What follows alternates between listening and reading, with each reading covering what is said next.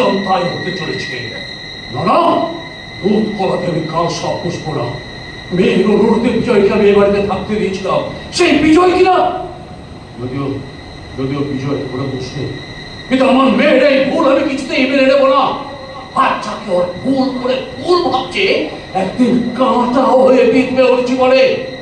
কলকাতা শহরে প্রাচুর্যের মধ্যেও বড় হয়েছে, ও কিছুতেই ওই গ্রাম্য পরিবেশ, ওই বাড়িটাকে সে শ্বশুর বাড়ি বলে মেনে নিতে পারবে না। তাই ছোট হয়ে হোক, ওর অন্যত্র বিয়ের ব্যবস্থা আমাকে করতেই হবে। জানি না এর ঝড় থামবে কিভাবে। কি হলো? হাতটা ছাড়ো, বলছি না আপনি ভুল করছেন। না, আমি কোনো ভুল করিনি, তাই বলছি। আপনি নয়, তুমি কেন ভয় পাচ্ছ?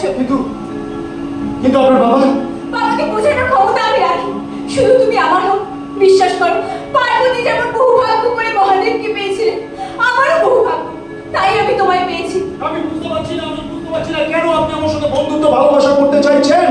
কারণ ভালোবাসা আর বন্ধুত্ব সঠিক মানুষের সাথে হলে জীবন বদলে যায়, আর ভুল মানুষের সাথে হলে জীবন শেষ হয়ে যায়। তাই তুমি আমার ভুল নয়, তুমি আমার ভুল। আমি এই মুহূর্তে আপনার বাড়ি ছেড়ে চলে যেতে বাধ্য হলাম। ঠিক আছে, তাহলে আমি ওই বিষ খেতে বাধ্য হলাম।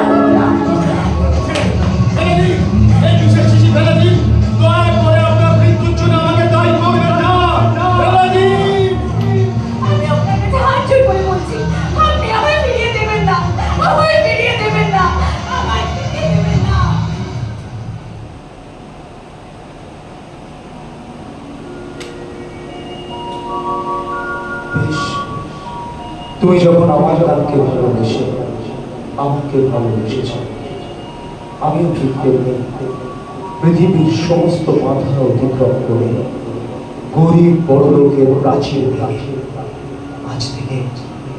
আজ থেকে তোমার হাত ধরলাম। আজ আমার সাধনা সার্থক হলো। শেখাও তুমি আমাকে, গানের আলো দিয়ে নিজের কাছে টেনে নাও। ম্যাডাম!